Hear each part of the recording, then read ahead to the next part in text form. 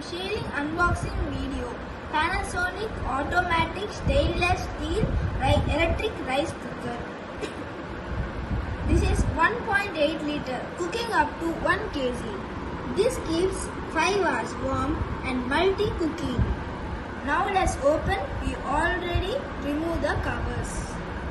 So this is an lid handle and this is fully stainless steel lid. Now I am going to open. This is 3-ply flat pan. This is the handle and this is the light indicating cook and this is the light indicating warm. And this is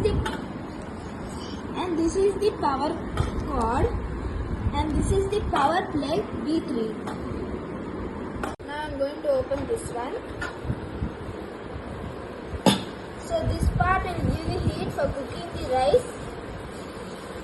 This is very important point for my subscribers. Aluminum should not use nowadays. All are using stainless steel. So buy steel products if you are buying now. With the electric cooker, we got this measuring cup approximately 180 ml and we got scoop and we got stainless steel cooking plate.